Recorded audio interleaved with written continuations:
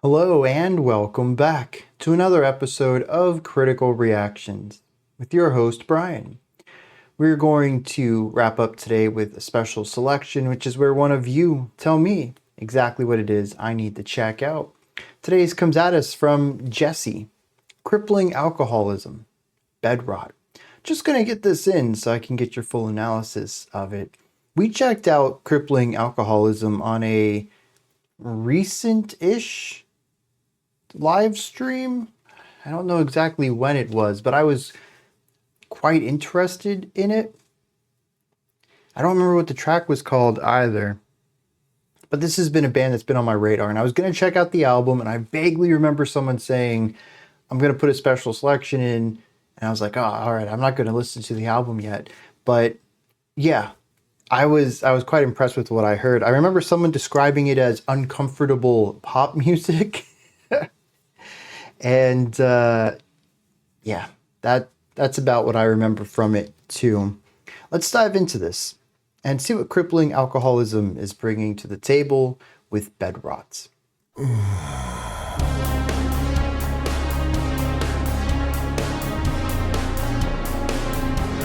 little bit of that dream pop sound on the synth.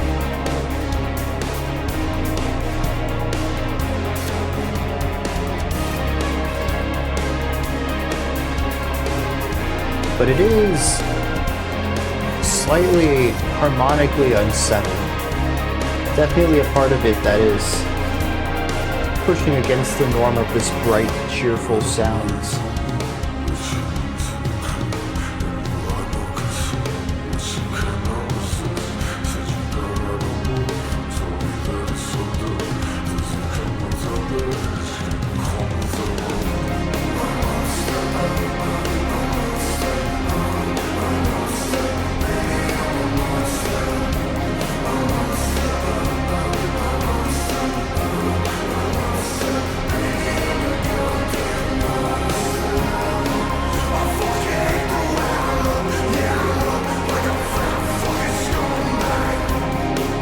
The vocal layering on that,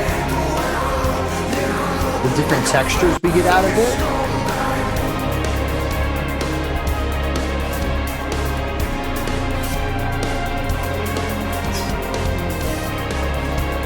The hi-hat work is adding so much to a pretty straightforward drum pattern.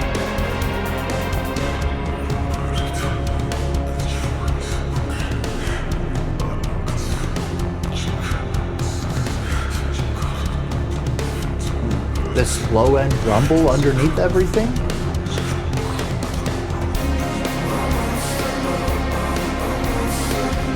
Also, the verse, I'm assuming, is so incredibly low on the vocals.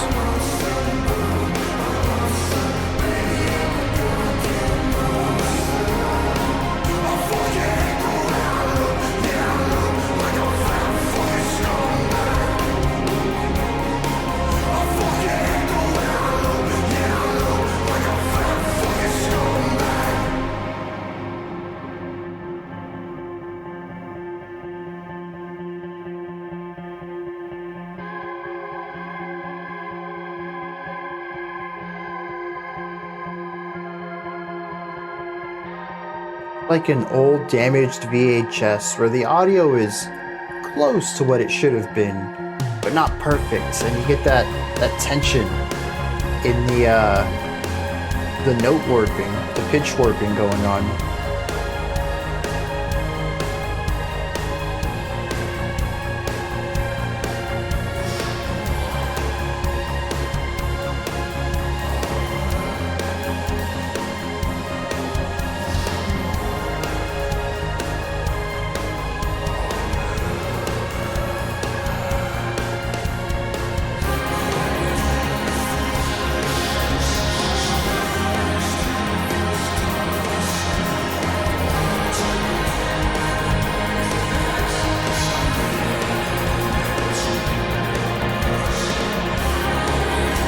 Really interesting here, the difference between the feminine vocals and the masculine ones. That hi-hat still, jeez.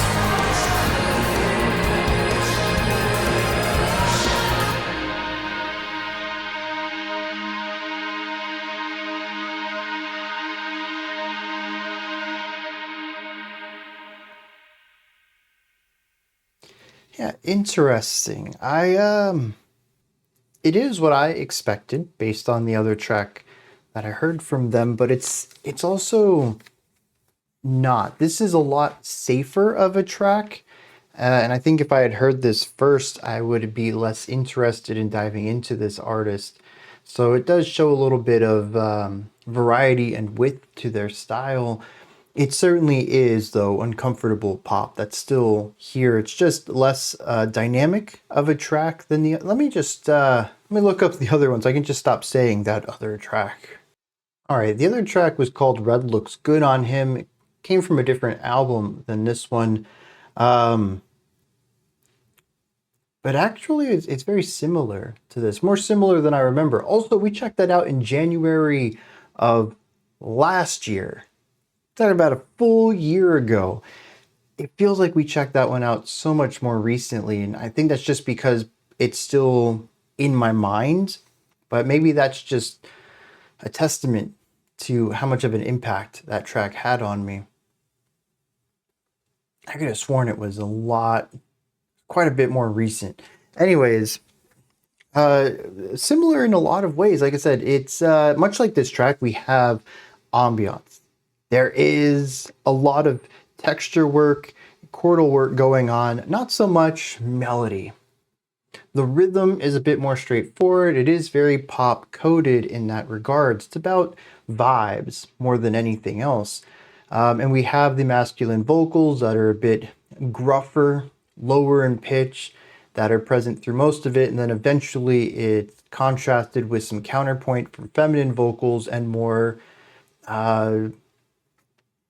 energetic, more driven drum parts, more complex drum parts, which is exactly what we saw on this one. I just found that the parts that I do enjoy, the complex drum part and the not polymetric, the counterpoint in the dual vocals showed up less on this one than it did on that track. So it is interesting that there is some variety while still sticking to the formula, and that's just 2 songs. And there's always a chance that other things I listen to from them explore other directions too. 2 tracks is never enough to know about an artist at all. But yeah, if you enjoyed this, definitely go give Crippling Alcoholism a shot. Red Looks Good on Him was a solid track that I think does this idea even better. The link will be up there if you want to see that live stream. It was like the 2nd track or something right at the beginning. There's timestamps if you want to see my reaction to that. But yeah, this is pretty much what I expected from them. Now, one thing I do notice on this track, though, is the vocals. Very low and yeah, they're muffled. They're very low, they're mumbly, they're quiet, they're tucked into the mix. The verse vocals, I could never understand if I wanted to what they were saying. I'd really need an isolated stem of that in order to be able to discern anything about it. But there's a purpose to that, because when we hit the chorus, there's 3 sections. There's the obvious verse, the muffled part, and then there is the second part, which I think is 4 lines repeated, and then there's the third part, which is 2 lines repeated. I don't know what's being said there, but the vocals are more present. I kind of, it could be verse, chorus, post chorus. It could be verse, pre-chorus, chorus, whatever. The idea, though, is that the 2nd and 3rd sections have a more prominent vocal part to them. For whatever reason, they are brighter, they are higher in pitch, they are less mumbly, they are more enunciated or more clearly enunciated, and in the mix, they are above everything else. It's easier to hear what they are doing, what notes they are singing, what's going on there. Being that it isn't tucked into the mix all the time, this feels intentional. I'm sure the lyrics will lean into this, hopefully. but it is something that immediately I picked up. Not so much the first time through, but after the first chorus coming back to the verse, I realized, hey, dude, I can't understand anything he's saying. And then, you know, the section later, the vocals are brought back to the forefront. So whatever's being said there is being tucked into the mix for a reason. Maybe it's a secret. Maybe they're trying to hide it from someone. Maybe they don't have the confidence to say it. There's a lot of reasons why you might want to disguise what's being said at a specific moment. It is fairly prominent to me, but there is something else that's going on here. Like I mentioned, there is atmosphere, these fuzzy dream pop synthesizers, very hazy and shoegazy. But there's the drums. These really stand out to me because we have a pretty straightforward snare and bass idea. It keeps the time. Very tempo driven, very metronome style. You lock into the beat, little bit of syncopation to create some diversity in the beat, but not a lot. You're not putting a lot of spice there. But the hi-hat is interesting. We have closed hi-hat, we have open hi-hat, we have hit the closed hi-hat, then open it so the vibrations can come out and shimmer as the two cymbals are vibrating against each other. There's up on the bell of the hi-hat, there's down at the very brim of the hi-hat. There's creating a lot of different timbral elements to playing this one instrument, and that's on top of the fact that there's also syncopation going on in here as well.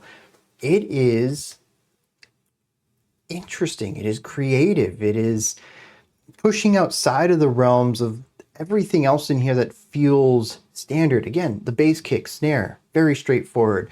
The synth that is basically everywhere on this track, pretty straightforward for this style of dream pop music. Even the bass tone, whether that is a synth or a guitar that sits at the bottom of this track, is primarily holding out pedal tones, not even playing a rhythm over them, just hit the note and allow it to ring out for a while. When it's time to change the note, it becomes the next note. Not a lot of detail or complexity going on there. And so with the drums, we do get a little bit of that, and it does expand as we get into the outro of the song, that final moment when we have the second vocalist coming in. Not much changes with the bass, not much changes with the synthesizer. The vocals, I'm going to talk about that in a second, but we do get some new stuff here. But the drums, pretty solid beat coming from the bass and the kick, the bass and the snare, but the cymbals are doing some really interesting stuff. Now, this isn't quite the full drum fills that we heard at the end of Red Looks Good on him, but it is still an expansion of the drum part to introduce complexity and almost a bit of a free-form vibe to it. I think there is still some sort of pattern. I'd have to give it another go and really lock into what the drummer's doing, because honestly, my attention was trying to bounce between that, the atmosphere to see if anything new was there, and of course the vocals, because there's a lot of stuff happening with the two vocalists. But it does feel like there's a larger pattern possibly, where there's a lot of, it feels linear because of the length of it, but there is a repeating moment when we go back and redo everything again. Regardless, there's just a lot of complexity going on there, subtle complexity. We're certainly not talking about a progressive metal drum fill by one of the greatest drummers in the world or anything, but it is a subdued complexity, keeping a pretty standard beat in parts of the kit while exploring syncopation and timbral differences and alterations in other parts of the kit. I find that to be really interesting. I don't know what this is supposed to mean, if it's supposed to mean anything. It could just be that this drummer doesn't like locking into a general groove and wants to put their flair on things. Maybe they are a bit more of an expressive drummer, but they try to restrain that in for this style. Regardless, it's something that stands out to me for this group. Something that I keep coming back to whenever I think about this track. There is to the vocals at the end. If the vocals at the beginning are primarily focusing on some sort of cowardice or shyness or something versus confidence. The vocals being tucked into the mix versus on top of the mix. The end feels like a conglomeration of both of those smashed together with a different type of vocal entirely. When we look at the masculine vocals, there are certainly elements of it that feel low ends, kind of muffled, kind of grumbly or mumbly, difficult to discern what's going on there, but there's also times when it comes up, punches through the mix, both in volume and in higher pitched areas, coming out of that range that the low end synth or bass is in, and finding an area of the music where it's a bit more clear, less cluttered, and has less things to contend with, making the vocals sound more prominent. But I think there's also a second layer of masculine vocals here as well, maybe harmonizing most of the time, but sometimes diverging too, as if we're supposed to be looking at a like a separation of mentality, where maybe our narrator is unified with themselves at times, but other times standing beside themselves, having an opposition of the self. But there's also the feminine vocals that exist off on the side, way up there, tons of pitch difference between them, also very clear in the mix. There's a gulf of space between the two vocalists, but also when you listen to the masculine vocals, you're going to hear something a bit closer to spoken word, or yeah, spoken word's probably it right there. And when you listen to the feminine vocals, they're going to be sung. They have clear structure, clear rhythm, clear melodic movement. The pitches are all perfectly on point for whatever notes they're singing. This is also something that is in great diversity against the masculine vocals, given that they're looser. They're less defined, they're more cluttered, more difficult to discern and listen to, because sometimes they're muffled, because sometimes they're mumbling, because there's the layering effect going on there as well, because they're contending with other instruments. There's just a huge gulf of differences between the two of their approaches that almost places them in two completely different worlds here. I think that's pretty cool. I highly doubt the lyrics are going to lean into this at all. This seems like a very specific idea. And of course, it's honestly not too different than what we saw in Red Looks Good on him. And well, I guess we didn't look at the lyrics to that one. But the thing is, though, is that it is similar to what we saw last time, and it could just possibly be their style, and I'm just reading into it here. But I do find it to be really interesting just how separate the feminine vocals are from everything else that the masculine vocals do on this track. There is that point, though, in the chorus where the male vocals participate in aiming for a specific pitch. They're singing a bit more. It's prominent in the mix. This is actually closer to what the feminine vocals do at the end. And it could just be that this is, carving out space, right? So we're going to have sung vocals at the end. So we need to bring the primary vocals back into that spoken word style from the beginning of the track.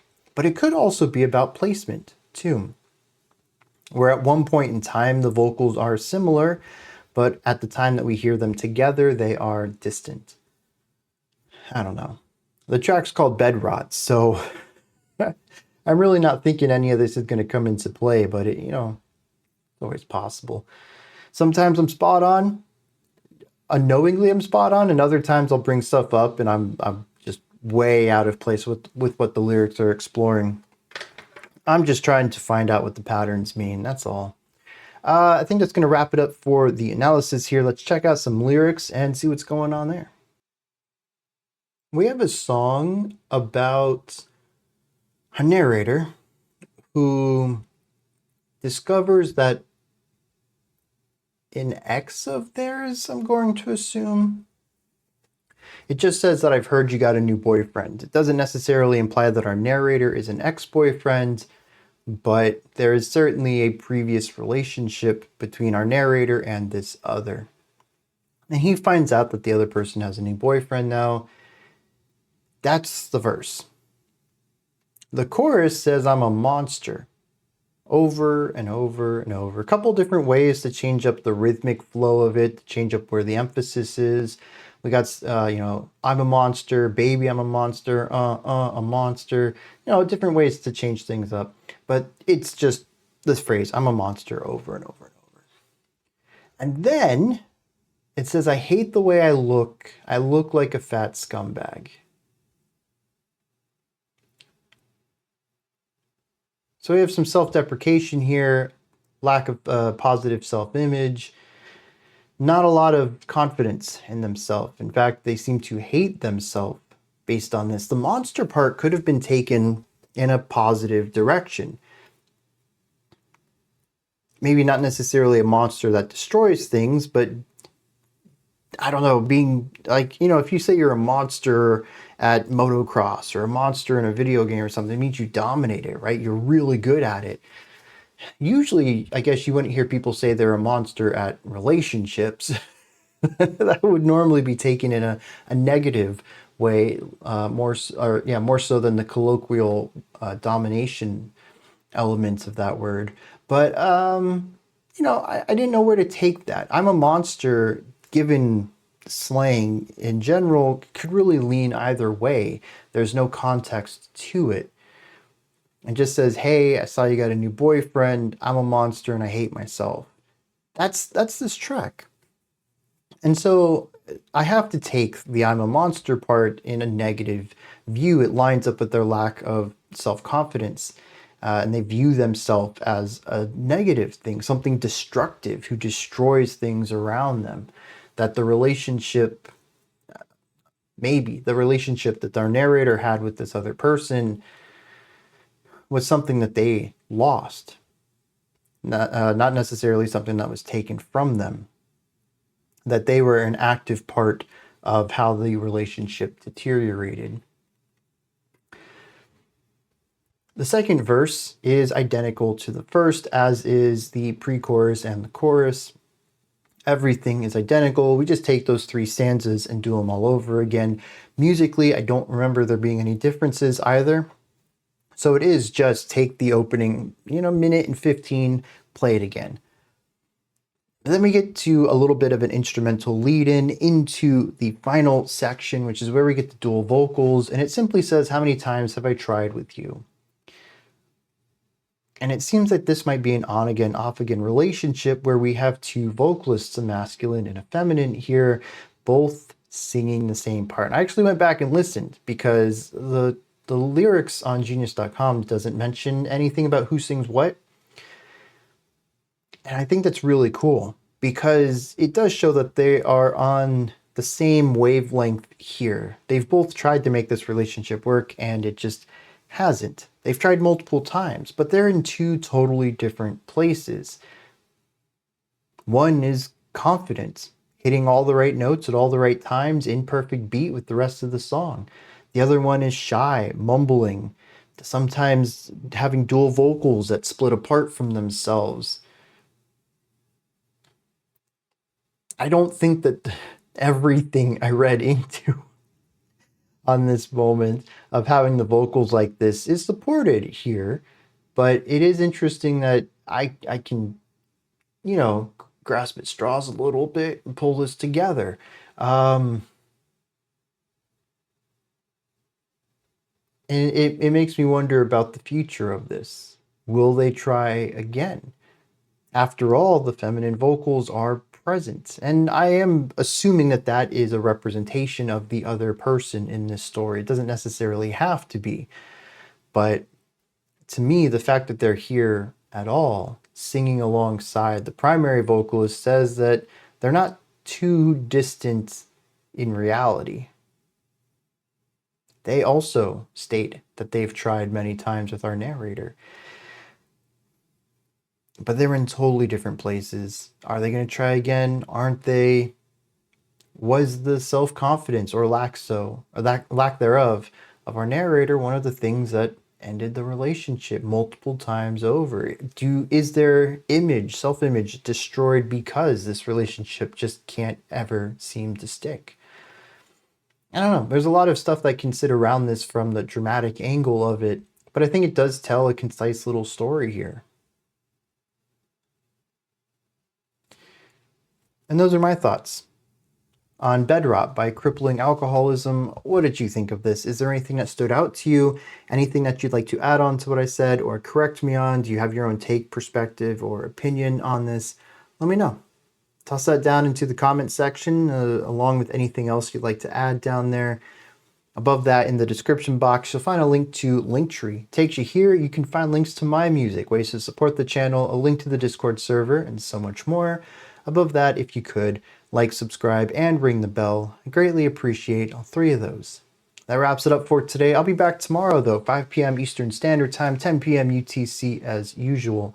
Until next time, remember to be critical, not cynical, of the music you listen to, and have a fantastic morning, afternoon, or evening, whenever you choose to watch my videos.